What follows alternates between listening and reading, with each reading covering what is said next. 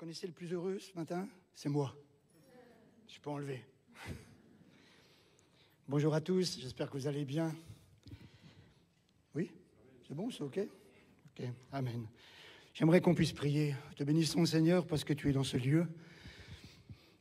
Nous te bénissons, Père éternel, parce que tu es notre Sauveur, tu es notre Seigneur. Avec un grand S, nous t'aimons et nous voulons t'aimer ce matin par les chants et par la prédication de cette parole. Que nos cœurs soient attentifs, que nos cœurs retiennent ce que tu as à nous dire. Et que vraiment, dans notre âme, nous puissions te bénir toute cette journée. Amen. Amen. J'aimerais vous parler de l'histoire de Samson. Connaissez-vous Samson? Quel homme formidable dans les Juges. Hein. Moi, j'aime beaucoup les Juges parce que quand je lis les Juges, j'ai l'impression que je suis dans l'Église. Je retrouve les mêmes traits, les mêmes similitudes que dans l'Église. Je pense que la technique du diable pour rendre une Église inefficace, c'est de changer le surnaturel en naturel. Il ne veut surtout pas que l'Église puisse croire au surnaturel de Dieu. Alors il relègue tout au naturel. Reléguer au second plan toute manifestation de la puissance de Dieu. Un verset dit, afin de ne pas laisser à Satan l'avantage sur nous, car on n'ignore pas ses desseins. Et une Église, et un chrétien ou une chrétienne ne doit pas ignorer les desseins du diable. On doit les connaître parfaitement. Et je vous garantis qu'il est très malin. Croyez-vous surnaturel? Au début du mois de juillet, j'en ai parlé à Michel, il a fait des expériences comme moi, et je pense que d'autres prédicateurs ont fait les mêmes expériences. Je prêchais à Besançon, et pendant que je prêchais, voilà une dame algérienne qui arrive, un peu menue, avec le foulard, un peu comme ça, et pendant que je prêchais, elle vient, et on n'était pas beaucoup, on était une vingtaine, donc elle s'assoit. Je finis la prédication, moi j'étais pressé, il fallait que je rentre à Dijon pour des choses, et j'avais prévenu Victor, je lui ai dit, écoute, je m'en vais tout de suite. Et puis, j'ai été au WC, et en revenant, je vois que personne parlait à cette dame. 20, il n'y en a pas un qui était allé parler avec cette dame qui était nouvelle. Alors j'y suis allé, je lui ai dit bonjour madame, etc. Et là, elle me dit, c'est vous qui prêchiez tout à l'heure? Je lui ai dit oui. Elle me dit, quand vous prêchiez, j'étais collé sur ma chaise, je ne pouvais plus bouger. Vous croyez au surnaturel de Dieu? Et elle me dit, vous avez vu le monsieur qui était derrière vous? Oui, il est venu à côté de vous. Il a été dans la salle là-bas au fond, puis après il est revenu, vous regardez, vous souriez, vous tapez sur l'épaule. C'était Jésus. Drôle de choses quand même qu'on voit. Est-ce que vous croyez au surnaturel? Le grand danger est de nous éloigner de la simplicité de la parole de Dieu. On aime compliquer en nous éloignant et en ouvrant nos cœurs parfois aux mensonges du diable. Je crois que la véritable puissance de Dieu n'est pas de nous rassembler ce matin pour nous-mêmes, mais Dieu veut nous remplir pour remplir les autres. Ça, c'est l'objectif de Dieu. L'Église est là pour remplir le monde de ses grâces, de ses bontés, de ses fruits. Le diable sait qu'il a une puissance incroyable, et il sait qu'il y a une puissance incroyable, qui est mise à notre disposition lorsqu'un homme s'abandonne, une Église s'abandonne carrément à la parole de Dieu. Lorsqu'on rentre dans les plans de Dieu, lorsqu'on décide de se lever, de dire maintenant Seigneur, me voici, envoie-moi. Le diable sait que là, il y a une puissance qui vient sur nous. Et le diable vit dans la crainte que l'Église prenne conscience de cette réalité. Pourquoi? Il sait ce qui arrive à son royaume quand un gamin vient vers Jésus, donne 5 pains et 2 poissons. Il le sait. Il sait quand un pauvre pêcheur qui est là, misérable et angoissé parce qu'il n'a pas pêché de poisson depuis plusieurs jours, prête sa barque à Jésus pour qu'il prêche à la foule. Le diable a peur.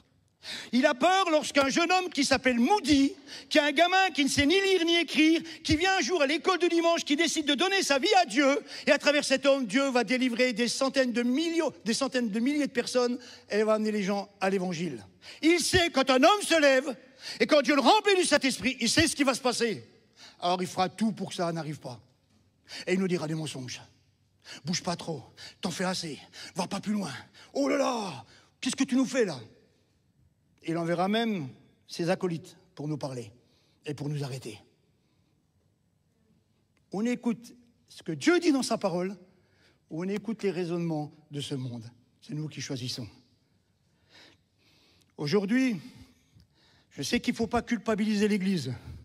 On est entré dans une sphère où il faut positiver tout. Je ne vous cache pas que des fois je me demande si c'est véritablement l'évangile tout ça. Parce que l'évangile c'est repentez-vous et produisez des fruits dignes de repentance. Et puis l'évangile bien sûr qu'il faut encourager, bien sûr qu'il faut s'encourager. Mais souvent on va à l'extrême, t'es beau, t'es merveilleux, t'as des talents, t'as ceci, t'as cela. Alors je me suis intéressé sur cette question et j'ai regardé Jésus comment que lui, il formait des disciples. Il les envoie déjà au milieu de la mer, enfin la mer de Galilée, qui va devenir une mer puissante puisqu'elle va, il va y avoir tout ce qu'on sait, les écumes, il va y avoir la tempête, etc. Pierre va voir Jésus, il dit, permets que j'aille vers toi, il va marcher sur l'eau, ce qui est pas mal. Nous on aurait dit, waouh, t'es pas mal comme chrétien toi, waouh, t'as quand même fait ça, c'est beau. Puis on aurait dit aux autres, ouais, vous êtes quand même sortis, vous êtes montés dans la barque, vous n'avez quand même pas eu peur des éléments déchaînés, et vous avez cru ce que Jésus vous disait d'aller de l'autre côté. Oui, on aurait été positif. Jésus a dit, homme de peu de foi, pourquoi tu as douté? Waouh! Et Jésus avait une telle parole que 70 personnes l'ont abandonné parce que la parole était trop dure. Il faut savoir ce qu'on veut, mes amis. Est-ce qu'on veut rentrer dans les plans de Dieu avec la parole, la puissance de Dieu, ou est-ce qu'on veut jouer à la marionnette? C'est nous qui décidons. Excusez-moi, je suis un petit peu... Vous ne me voyez pas souvent, je pourrais en profiter. Vous êtes d'accord? J'aimerais ce matin vous parler d'un homme qui est Samson, de l'histoire de Samson. Alors j'aimerais qu'on puisse lire dans Juge 16, 1. Juge chapitre 16, versets 1 à 30. Je ne sais pas si on lira tout, mais on peut voir un petit peu comment que le diable a roulé cet homme-là. Et pourtant, il avait reçu l'onction de Dieu. Et une telle onction que tout le monde avait peur de lui. Samson partit pour Gaza, chapitre 16, verset 1. Il y vit une femme prostituée, il entra chez elle. On dit aux gens de Gaza, Samson est arrivé ici. Et ils l'environnèrent et se tinrent en embuscade toute la nuit. À la porte de la ville, ils restèrent tranquilles toute la nuit, disant, au point du jour, nous le tuerons. Samson demeura couché jusqu'à minuit. Vers minuit, il se leva. Il saisit les battants de la porte de la ville et les deux poteaux, les arracha avec la barre, les mit sur ses épaules, les porta sur le sommet de la montagne qui est en face d'Hébron. Après cela, il aima une femme dans la vallée de Sorek. Elle se nommait Delilah. Les princes des Philistins montèrent vers elle et lui dirent, faites-le. Nous savons d'où lui vient, pour savoir d'où lui vient sa grande force et comment nous pourrions nous rendre maîtres de lui. Nous le lirons pour le dompter et nous te donnerons chacun 1100 cycles d'argent. Delilah dit à Samson, dis-moi, je te prie, d'où vient ta grande force? Avec quoi il faudrait te lier pour te dompter? Samson lui dit, si on me lie avec 7 cordes fraîches qui ne fussent pas encore sèches, je deviendrai faible et je serai comme un autre homme. Des princes des Philistins apportèrent à Delilah 7 cordes fraîches qui n'étaient pas encore sèches. Elle le lia avec ses cordes. Or, les gens se tenaient en embuscade chez elle dans une chambre. Elle lui dit, les Philistins sont sur toi, Samson. Il rompit les cordes comme seront un cordon d'étoupe quand il sent le feu. Et l'on ne connut point d'où venait sa force. Delilah dit à Samson, voici, tu t'es joué de moi, tu m'as dit des mensonges.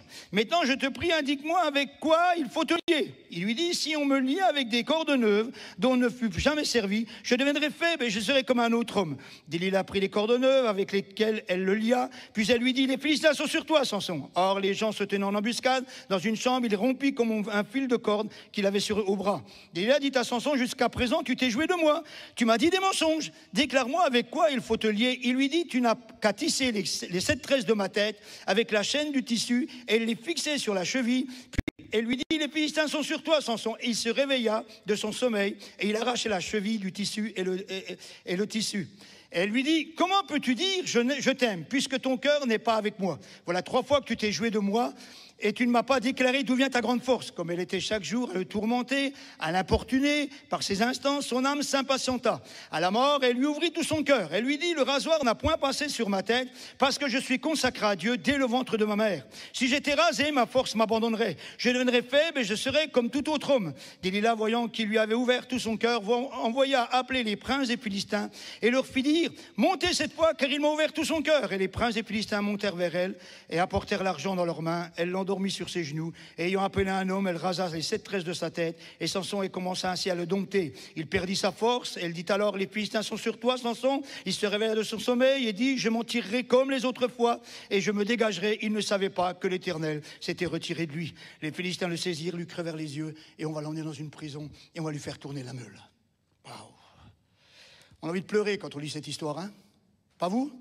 Samson, un homme puissant, un homme oint par Dieu dès sa naissance. 3 fois il est écrit, l'Esprit de l'Éternel s'empara de lui. Ça veut dire quelque chose. Malgré cet appel extraordinaire sur sa vie, la démonstration qu'il va avoir et qu'il va faire de la puissance de Dieu, dont lui-même est témoin quand il va prendre le lion, quand il va le déchirer en deux avec ses mains, quand il va prendre les portes de Gaza, qu'il va les mettre sur son dos, qu'il va les emmener sur une montagne, quand il va tuer 1000 Philistins avec une mâchoire d'âne. Comprenez pourquoi que Michel il élève des ânes? Il attend les Philistins. Samson a fini par se laisser séduire par Delilah, par une petite femme. Il est tombé amoureux d'elle. Et parfois, je vous garantis que le diable n'a pas besoin de grand-chose pour nous faire tomber. Une femme. Alors, ce qu'on peut voir, c'est quel a été le péché de Samson. Samson avait reçu une telle onction qu'aucune corde au monde ne pouvait le retenir. Et Delilah va chercher le secret de Samson pour de l'argent. À l'argent. Samson connaît la source de sa force. Il sait que Dieu l'a mis à part depuis sa naissance. Mais Samson est un joueur. Et il commence à jouer à un jeu dangereux avec cette femme. On l'a lu. Verset 7. Samson savait que dans son fort intérieur, il ne pouvait pas être retenu par aucun dispositif. Qu'est-ce que c'est pour nous? Ça représente parfois tous nos nouveaux combats. Vous savez, ces nouveaux combats qui arrivent aujourd'hui, qu'on ne sait pas d'où ils viennent, et où le diable aimerait nous enfermer. Des nouvelles épreuves, des nouvelles stratégies, tout ce à quoi on est confronté aujourd'hui. Aujourd'hui, le diable veut nous faire croire qu'il nous retient prisonniers, alors il nous envoie une épreuve comme on n'a jamais eue, et on pense que c'est fini. Un Covid ou autre chose. Mais mes amis, ça fait 2000 ans que l'Église a traversé les plus grandes tempêtes. Elle est encore là aujourd'hui. Elle marchera demain. Pourquoi? Pourquoi? Parce que Jésus a triomphé de tout sur la croix. Parce qu'il a réduit le diable à l'impuissance. Et il a brisé la puissance de l'enfer. Et rien ne peut nous voler, toi, moi, rien ne peut me voler la puissance de Dieu que Dieu m'a donnée quand je me suis converti. Et quand j'ai reçu ce baptême merveilleux du Saint-Esprit, personne ne peut le prendre. Il n'y a que moi qui peux jouer avec. Il n'y a que moi qui peux le laisser par terre. Et ça, j'en suis responsable. Et dites-vous bien, mes amis, alors je suis un petit peu brutal, hein, ce que Dieu, et comme Dieu vous a appelé, vous amène à une responsabilité de rentrer dans ses plans pour manifester ce que Dieu vous a donné, pour que le monde soit sauvé. Alors, la question, pourquoi Samson a-t-il été vaincu? Il a méprisé son don, il a méprisé son ministère, pour se plonger dans le péché. C'est triste, hein? Si Dieu lui avait accordé cette force, c'était pour qu'il soit un libérateur d'Israël. Samson plonge dans le péché volontairement, et surtout dans un péché dans lequel il va demeurer. Parce qu'il était déjà tombé dans ce péché avant Delilah, avec une autre prostituée à Gaza. Mais là, il recommence. Vous avez des gens comme ça, vous pouvez les exhorter pendant des mois, ils aiment demeurer dans leur péché. Jésus ne les délivrera jamais. C'est eux qui font le choix de demeurer. C'est pas que Jésus n'a pas la force, c'est pas que l'évangile est limité, c'est nous qui limitons la puissance de Dieu dans nos vies parce qu'on demeure dans ce qu'on aime. Vous me comprenez? Il a été orgueilleux aussi. Il s'est laissé prendre par la flatterie. Et nous savons tous que l'orgueil précède la chute. Le diable le sait, ça. La Bible dit dans Proverbe, la bouche flatteuse provoque la ruine. Et on aime les flatteries. On aime les grandes choses. Samson va utiliser le miracle pour sa propre gloire et même pour, je dirais, pour jouer et se montrer. Mais on n'est pas là pour montrer notre vie, mes amis. On est là pour montrer la gloire de Dieu, pour présenter Christ au monde, présenter la puissance de la croix au monde, et que le monde saisisse que dans les meurtrissures de Christ, oui, il y a la guérison, que dans le sang de Jésus, oui, il y a la purification des péchés, et qu'on peut naître de nouveau, oui, et ça c'est surnaturel. Ça, c'est surnaturel, mes amis. L'action de Dieu dans une vie qui amène un pauvre pécheur à genoux, et cet homme donne sa vie et est transformé dans ses pensées, dans ses paroles, dans ses attitudes, et qui s'engage dans l'œuvre de Dieu. Ça, c'est surnaturel. Ça, c'est le miracle de Dieu dans la vie d'un homme. Et quand vous avez vécu ça, mes amis, vous ne l'oubliez plus jamais dans votre vie. Plus jamais. Jamais j'oublierai le jour où Jésus a fait de moi une nouvelle créature. Jamais. Jamais. C'est le son de ma vie, ça. Amen. C'est puissant. Et le diable le sait. Méfiez-vous des flatteurs. Méfiez-vous de ceux qui vous flattent. Ce n'est pas toujours à bon escient. Et Samson va utiliser le miracle aussi pour sa propre gloire, même pour jouer et se montrer. Ce n'est plus pour la gloire de Dieu. À cette occasion, peu de temps avant, on voit que les Israélites préférait être esclave. Il était le seul à vouloir se bagarrer et à sortir les Philistins d'Israël. Et là, ils l'ont lié. Ils l'ont emmené devant les Philistins, ils l'ont livré. Ses frères l'ont livré à l'ennemi. Et on sait, par la parole de Dieu, qu'il a brisé les liens, il a pris le mâchoire d'homme et il s'est battu. Il a été un grand vainqueur. Et il a montré la puissance et la gloire de Dieu. Et personne ne résiste à sa force. Mais il veut faire le même miracle avec Delilah, en disant, tu me prends ça, tu me fais ça, tu m'attaches avec des cordes fraîches, je ne peux plus bouger. Pour jouer. Ce qu'il a fait pour montrer la gloire de Dieu, peu de temps après, il le fait pour jouer. C'est triste, hein? Il joue avec les signes de son obéissance. Au verset 8, il parle de ses cheveux. Alors que Dieu lui a dit, si tu te coupes les cheveux, tu perds ta force. Lui, il joue. Je dirais même, quand il parle de ses cordes fraîches, il joue avec les mots en parlant de ses 7 tresses de la tête. Samson aime les jeux de mots, les énigmes, et pourtant, peu de temps avant, il s'est marié avec une femme, il a lancé des énigmes aux Philistins qui ont amené un grand malheur dans sa belle famille. Un grand malheur. Et là, il aurait dû prendre conscience qu'il faut qu'il arrête de poser des énigmes et qu'il arrête de jouer. Mais qu'il soit l'homme que Dieu attend, le libérateur, celui qui va emmener tout Israël derrière lui et qui va sortir Israël les Philistins d'Israël. Samson, c'était quelqu'un qui ne lutte plus. Là, quand il est avec Delilah, on voit qu'il s'endort, elle le cajole. Et le gros, il s'endort, excusez-moi de dire ça, mais il s'endort, mais c'est fou quand même. Un homme comme ça qui s'endort sur les genoux d'une femme qui veut connaître sa force. Et il s'endort, il se repose, il se couche, il dort. C'est quelqu'un qui ne combat plus. Ça nous rappelle un petit peu David, pas vrai? David, vous savez, alors que les rois se mettaient en marche et en campagne au printemps, David choisit de ne pas y aller. C'est pas que David était malade, c'est pas qu'il était blessé, c'est pas qu'il était fatigué, c'est pas qu'il a peur, il a quand même tué Goliath, c'est pas quelqu'un qui est peureux. Non, il a juste pas envie d'aller. Mes amis, si vous n'avez pas envie de combattre les puissances des ténèbres, vous n'aurez jamais de puissance. Et si Dieu comptait sur vous et vous donner quelque chose, ben vous ne l'aurez pas. Ça c'est clair. Dieu donne sa puissance pour faire de nous des héros, des hommes de Dieu qui vont affronter, qui vont bousculer, qui vont planter pour le royaume de Dieu. C'est important ça, mais pas pour nous amuser. Et il préfère, on sait que il avait juste pas envie d'aller, David, il préfère rester à la maison et le résultat, vous le connaissez, je le connais, le résultat je dirais de ne pas avoir été combattre. Daniel est un autre homme, lui va se lever pour combattre. La Bible dit tout de suite, Daniel résolut de ne pas se souiller avec les blés du roi. Et tout de suite, il y a le verset qui dit, Dieu lui accorda sa faveur. La résolution de Daniel a ouvert le ciel et mis en mouvement le bras de Dieu et toute la puissance d'en haut. Pourquoi Daniel a une telle puissance? Pourquoi c'est le prophète de l'Apocalypse? Pourquoi qu'il a toutes ces révélations?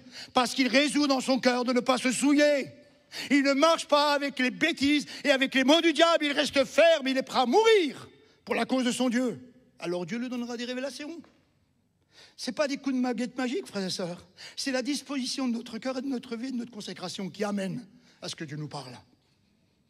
Amen, c'est important. Et pourquoi? Parce que Daniel ne vivait pas comme un homme victorieux. Il était un homme victorieux dans ses pensées, dans ses attitudes, dans ses positions. C'est un homme qui était victorieux. Vous pouvez tous vous souiller. Moi, je résonne dans mon cœur de ne pas me souiller. On peut être au milieu de bien des gens qui se souillent. On peut rester avec une âme bien blanche et décider de ne pas se souiller, nous, et de ne pas marcher dans ces principes-là. Daniel vivait comme un homme victorieux. Et sa résolution, le fait qu'il s'est résolu de ne pas se souiller, va rencontrer, vous savez quoi? L'approbation de Dieu. Et dans nos vies, il faut qu'on rencontre, et notre position rencontre l'approbation de Dieu dans nos vies. Et quand vous avez l'approbation de Dieu dans vos vies, mes amis, je vous garantis que le diable commence à trembler devant vous. Parce qu'il sait que quand vous allez prier, Dieu va entendre. Vous savez, j'aime beaucoup Job. Vous savez pourquoi?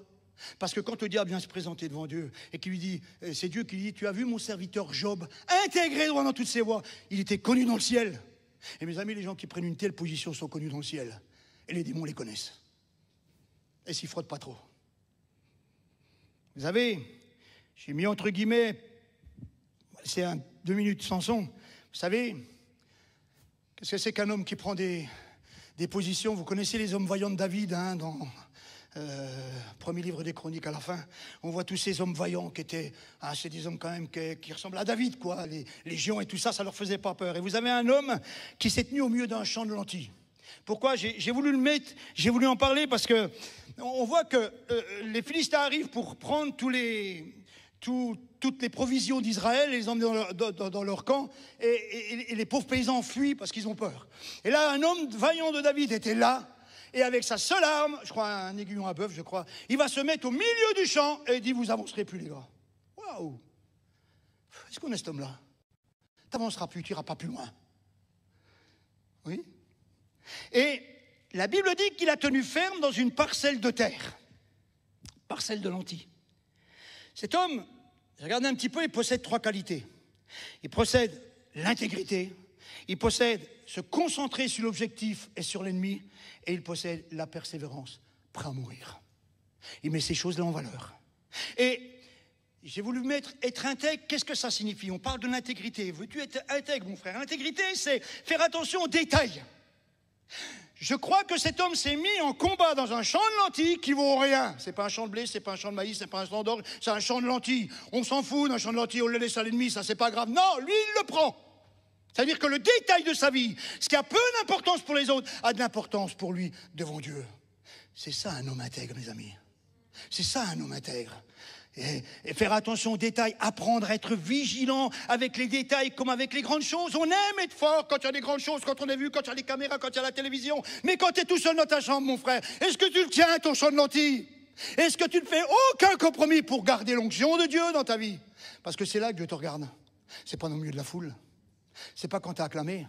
C'est dans ta position de tout seul. Ne pas accepter de compromis, même avec les choses insignifiantes. Parce que la Bible dit que si tu es fidèle dans les petites choses, tu seras fidèle dans les... Et je te confierai beaucoup. Bah, c'est rien, champ de lentilles. Qu'est-ce qui se bagarre? Qu'est-ce qui risque sa vie pour ça? Si vous avez cette mentalité, mes amis, Dieu ne vous confiera jamais les grandes choses. Dieu vous regardera dans les détails de votre vie, vos positions, vos engagements. Et être intègre aussi signifie être violent avec le péché. Qu'est-ce qu'a dit Dieu à Caïn? Le péché se couche à ta porte, domine sur lui. Et on a l'autorité de dominer sur ce péché qui veut nous envelopper et être prêt à être seul. Parce que cet homme, il aurait aimé avoir un autre soldat avec lui qui était un vaillant. Il aurait aimé avoir d'autres personnes, mais il est tout seul. Et être tout seul, faire la bonne chose, même si on est tout seul.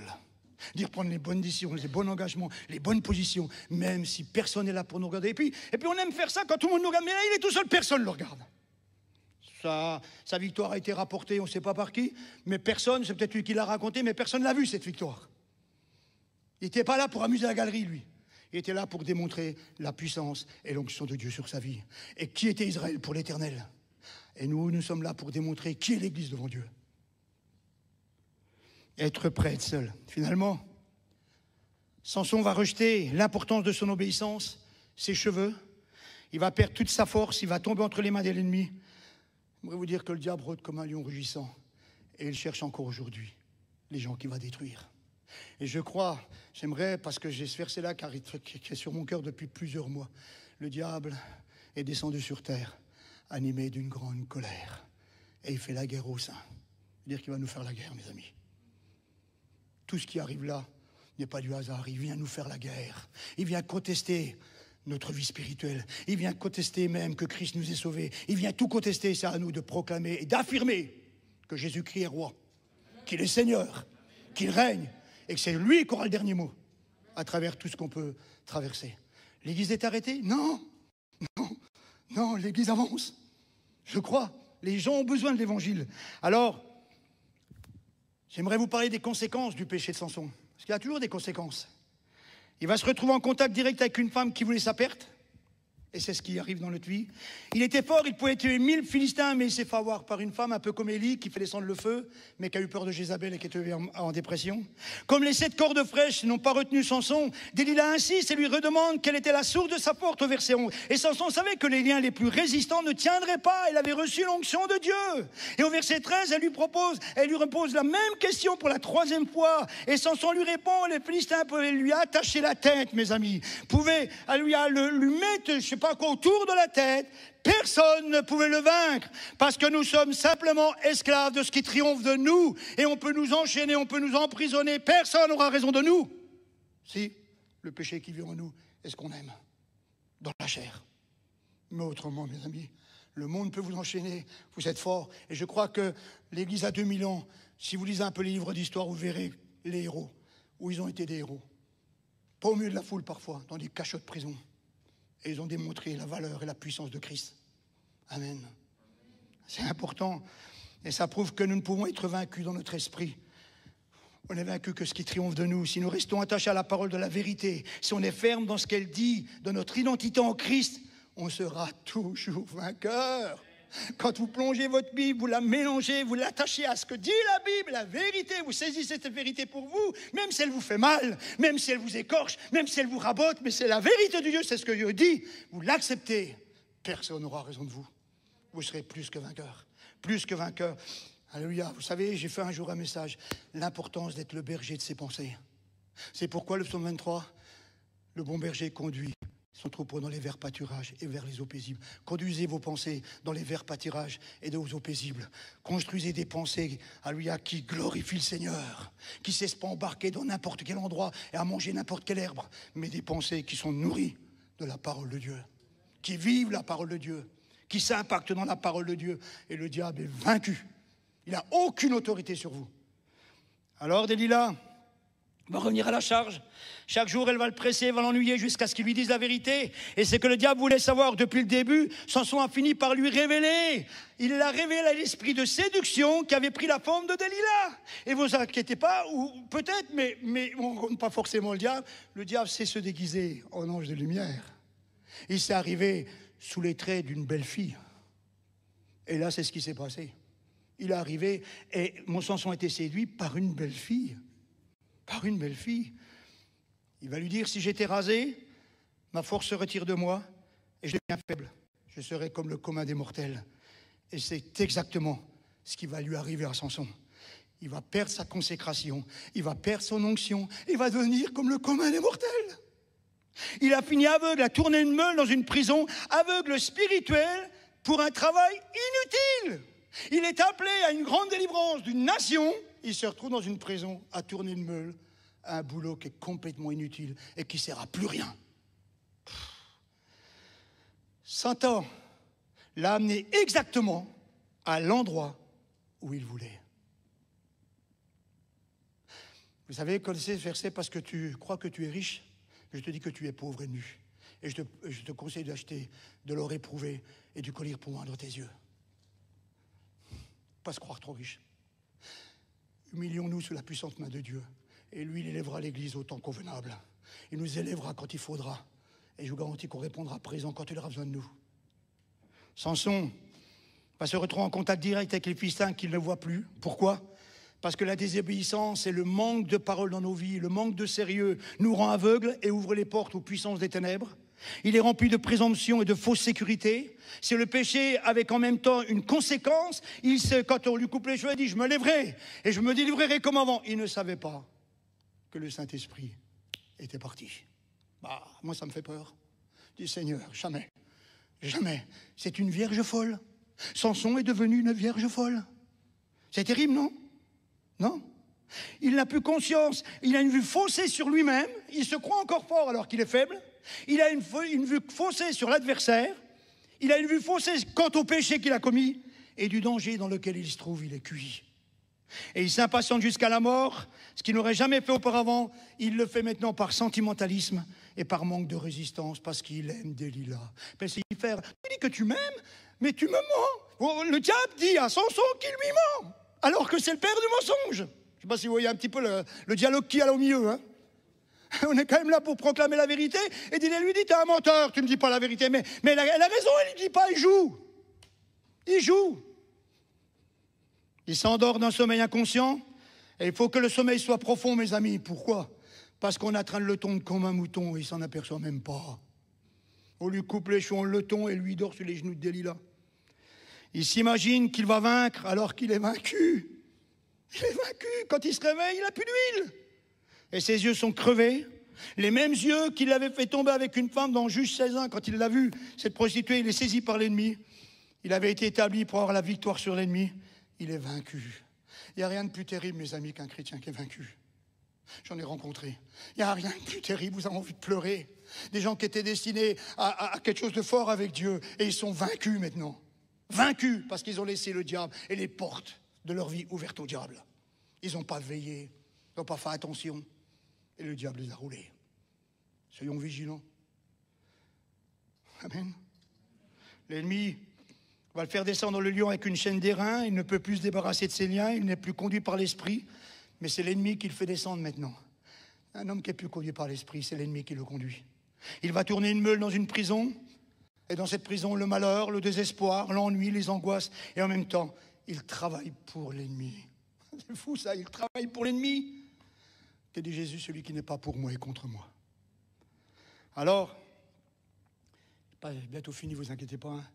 Simplement les manifestations, et ça, vous savez, j'aime la parole de Dieu, j'aime la lire, j'aime la méditer, parce que même on parle souvent de l'amour de Dieu, mais des fois cet amour me dépasse complètement. Je sais pas, moi j'aurais tranché bien plus dur que Dieu, mais Dieu est tellement amour, je suis touché par cet amour. Regardez, on va voir ensemble, hein, les manifestations de la grande bonté de Dieu envers Samson, parce qu'elles ont été là, ces manifestations. Par exemple, Dieu passe sur le fait qu'il n'a pas respecté son vœu de naziréat. Lorsqu'il a tué le lion et qu'il a pris le miel dans le corps du lion, un naziréen ne touche pas un mort. Lorsqu'il prend la mâchoire d'âne et qu'il tue les Philistins, il touche un mort. Et pourtant, quand il fait ça, il prie pour boire, Dieu ouvre la cavité d'un rocher pour lui donner à boire. Dieu passe au-dessus de ça et il répond à sa prière. Dieu va passer sur le fait qu'il est allé avec une prostituée. Il lui donne même d'accomplir un exploit. Vous savez quand? Il est avec une prostituée, il est complètement à côté de la plaque. Et pourtant, quand les Philistins veulent le prendre, il s'en va. Il prend les portes de la ville. Et vous avez déjà vu les portes d'une ville? À cette époque-là, ça pesait pas 1 kilo. Hein. Il les prend, il les arrache, il les met sur son épaule et il les monte au-dessus. Qu'en signe de victoire, Dieu lui permet de faire cet exploit. Et Dieu lui donne même un miracle inutile avec les 7 cordes fraîches. Il paraît même braver Dieu en répétition de ce miracle pour rire. Et pourtant Dieu lui accorde le miracle. Et quand il joue vraiment avec l'obéissance jusqu'à l'extrême limite, Dieu le secourt quand même. Dans Juge 16, 13 à 14, on l'a vu. En tirant, il aurait pu s'arracher les cheveux, vous vous rendez compte? Sa force, c'est l'obéissance, que ses cheveux, on ne les coupe pas. Lui, il dit, tu me mets les cheveux dans le truc à tisser. Et puis ça y est, je suis fichu. Il s'amuse, il tire, il arrache tout. Mais il aurait pu s'arracher les cheveux. Et perd sa puissance. Il est fou. Il joue un jeu dangereux. Il est de plus en plus, Delilah, à découvrir son secret. Ah bah, tu fais ça, tu fais ça, vas-y, tu fais ça. Il lui dit, mais il la met presque sur la piste, quoi.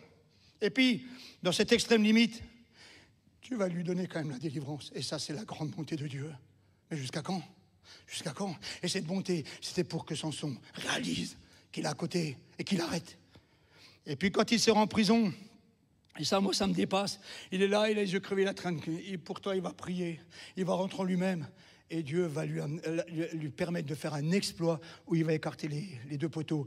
Et le temple va s'effondrer. Donc, Dieu va lui répondre. Satan va accomplir un service pour... Alors, j'ai cherché, je me suis dit, mais pourquoi cette grande bonté avec Samson et pourquoi pas avec un autre? Pourquoi lui? Je crois que Samson avait accompli un service pour Dieu. Et Dieu n'est jamais injuste pour oublier, mes amis. Quand les gens travaillent pour Dieu, Dieu n'oublie jamais. Jamais. Et ça, c'est un encouragement pour nous ce matin. Même si on est tombé dans les travers de Samson, il y a toujours une solution. Parce que Dieu n'oublie jamais le travail que vous avez fait. Et les engagements que vous avez pris. Il y a aussi, Dieu espérait qu'il change. Et c'est seulement que lorsque Dieu le voit renier les derniers signes de consécration, qu'il le laisse entre les mains de l'ennemi, mais Dieu espérait qu'il y ait un changement. Et puis quand Samson servait Dieu, c'est un gars qui était prêt à laisser sa vie pour Dieu, il était tout seul. Et même à la fin de sa vie, il dira, je vais mourir avec eux, mais envoie la puissance et que les Philistins qui se moquent d'Israël périssent avec moi. Donc c'est un gars qui est prêt à donner sa vie. Et puis c'était le serviteur le plus mal compris d'Israël. Vous savez, frères et sœurs, vous êtes une église. Soyez avec votre église. Bagarrez-vous avec votre église. C'est trop facile de tout laisser sur les épaules de certaines personnes et puis nous, on est tranquille. On est là que pour avoir les éloges. C'est trop facile, ça, non? Mon pauvre Samson, Dieu lui donne l'onction, personne n'a été avec lui. Personne ne l'a conseillé. Pire, ils l'ont attaché, ils l'ont livré à l'ennemi. Dieu s'est souvenu de ça. Et c'est pour ça que Dieu agit. Alors, je finirai avec juste cette conclusion. L'homme est responsable. On est ce matin responsable de nos actes, frères et sœurs. Donc si on la garde, on ne la garde pas. Nous ne pouvons pas être responsables que de nos victoires. On est responsable aussi de nos défaites. Vous êtes d'accord? Adam a préféré fuir sa responsabilité en mettant la faute sur Adam, puis après sur Dieu qui avait créé le serpent. L'homme responsable, c'est l'homme qui accepte d'être honnête avec lui-même, avec ses propres limites et avec ses échecs. Être responsable suppose être en mesure de donner une réponse assumée, honnête, intègre, surtout dans l'erreur. Voilà, j'ai péché. Voilà où je me suis trompé. Voilà, je mets ça, Seigneur, là et dans ta grâce. Pardonne-moi et fortifie-moi. Arme-moi. Être honnête. Vous savez, on a un grand problème, les êtres humains, c'est qu'on met toujours les fautes sur les autres. Il a les yeux crevés, Israël a opprimé et vit en esclavage. Samson aurait pu se taire, non? Puis après tout, je suis foutu, je suis en prison. Il aurait pu se fâcher, il aurait pu pleurer, il aurait pu s'en vouloir, il aurait pu se plaindre, il aurait pu se taire, il aurait pu faire beaucoup de choses.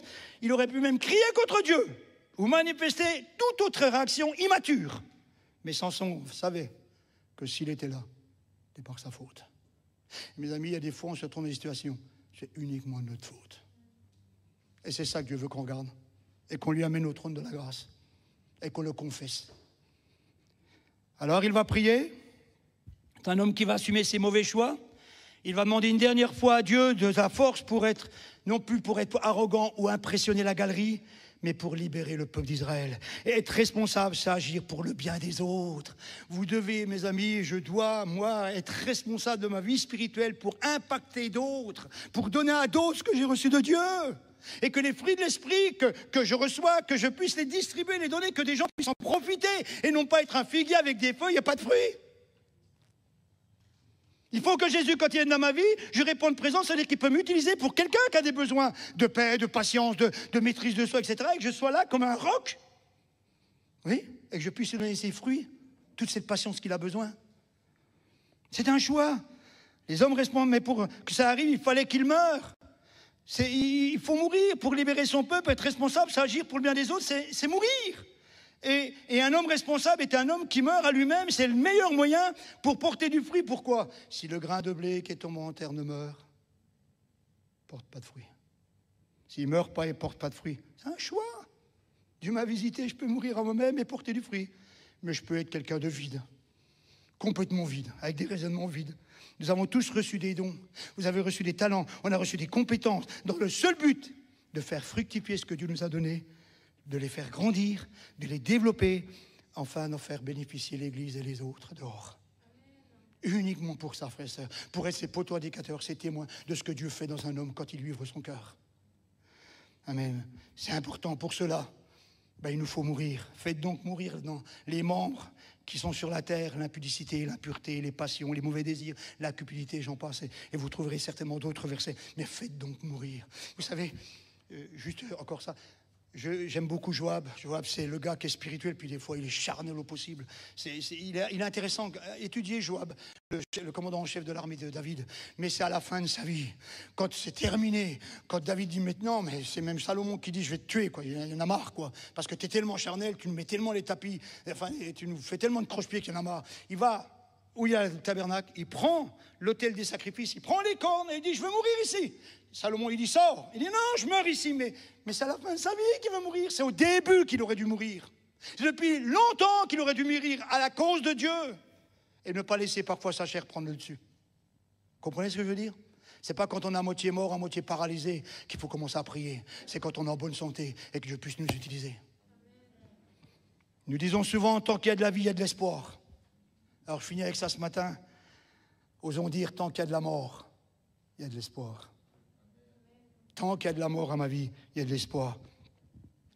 Pas des leaders, mais des compagnons d'œuvre. Devenir des hommes responsables qui sont des modèles, des références, des gens impliqués et qu'on fait le choix de se consacrer et de faire corps avec les autres. Dès l'instant où Samson a détruit les deux piliers, ça veut dire, je leur ai donné un nom, le pilier du mensonge et l'autre pilier qui était la moquerie de la vérité, puisque tous les princes étaient là en train de se moquer de Samson. Samson a arrêté de vivre pour lui, afin de vivre pour l'honneur et les projets de Dieu. Il dit que je meurs avec eux. Un grain de blé reste un seul grain s'il ne tombe pas en terre et ne meurt. S'il ne meurt pas, mais s'il meurt, porte beaucoup de fruits, mes amis. Jésus a dit, celui qui veut sauver sa vie la perdra. Mais celui qui perdra sa vie pour moi et à cause de moi, la retrouvera. C'est un choix. Il n'y a pas de super-héros, il n'y a pas de super-gens. On est tous sur le même pied d'égalité. Et Dieu veut nous utiliser dans nos compétences, dans nos talents qu'il nous a donnés, si on lui donne notre vie. Si on sait marcher avec lui, si on sait faire attention, si on sait faire les bons choix, si on sait prendre les bons engagements, alors Dieu va nous utiliser, mes amis.